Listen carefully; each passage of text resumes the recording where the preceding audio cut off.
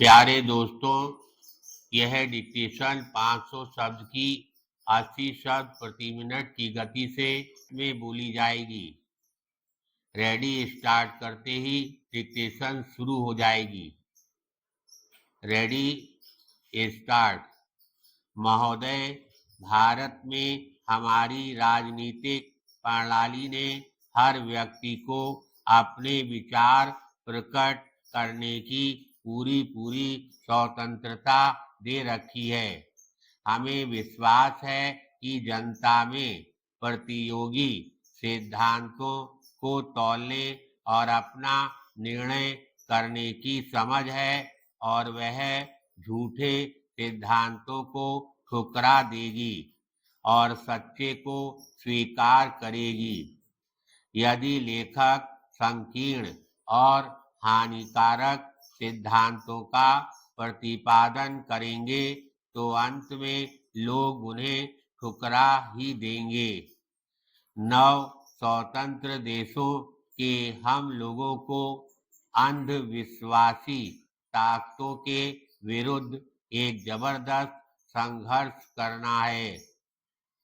फूट के बीज वे चाहे धर्म, जाति या भाषा किसी के नाम पर हो, राष्ट्रीय एकता और स्वतंत्रता को खतरा पैदा कर रहे हैं। अपनी स्वतंत्रता की लड़ाई के दौरान हमें जो अनुभव हुआ उससे हमने सीखा है कि हमारी आपसी फूट के कारण ही हम कमजोर होते हैं और जब भी हम संगठित रहे हैं हमारी शक्ति असीम रही है और यह बहुत बड़ी चीज है। सैनिक शक्ति चाहे जितनी हो। पैराग्राफ। हमारे देश में अनेक ऐतिहासिक महापुरुषों बुद्ध, अशोक, अकबर, महात्मा गांधी और जवाहरलाल नेहरू के बावजूद धार्मिक कट्टरपन और ऊंची जात पात की भावनाएं बनी रहीं। अतः हमारे समाज में लेखकों को बहुत बड़ा काम करना है। उनके लेखों से उस बृहत्तर स्वतंत्रता का प्रचार होना चाहिए जो सामाजिक समानता, धर्म निरपेक्षता और बुद्धिपरक चिंतन पर आधारित है।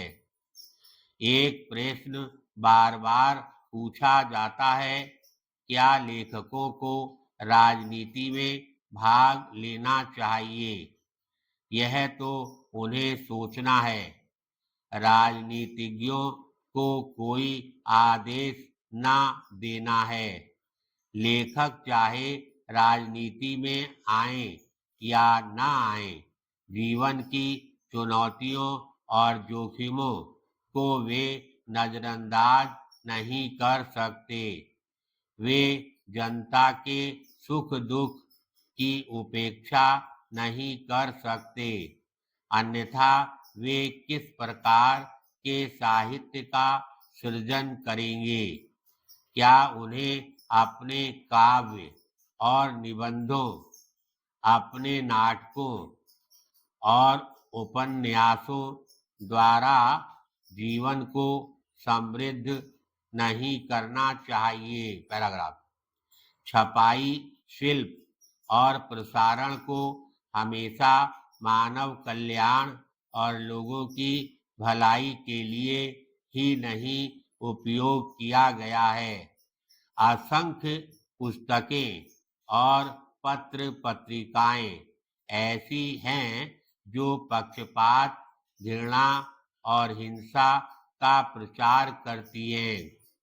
ऐसे राष्ट्रों में जहां सब लोग अभी साक्षर नहीं हुए हैं वहां उन्नत समाजों की अपेक्षा छपे हुए शब्दों का अधिक मान होता है।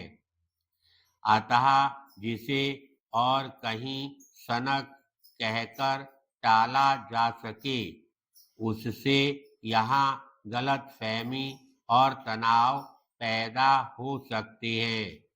यद्यपि सब राष्ट्र राजनीतिक रूप से स्वतंत्र हो चुके हैं, किंतु हम कुछ सीमा तक बाकी दुनिया को उसी अपने पुराने शासकों की नज़र से ही देखते हैं। कुछ अफ्रीकी एशियाई देशों में पुस्तकें, विशेषकर उच्च शिक्षा की पुस्तकें, मुख्य रूप से अंग्रेज या अमेरिकी लेखकों की ही हैं। कुछ दूसरे देशों में अधिकांश पुस्तकें फ्रेंच लेखकों की हो सकती हैं।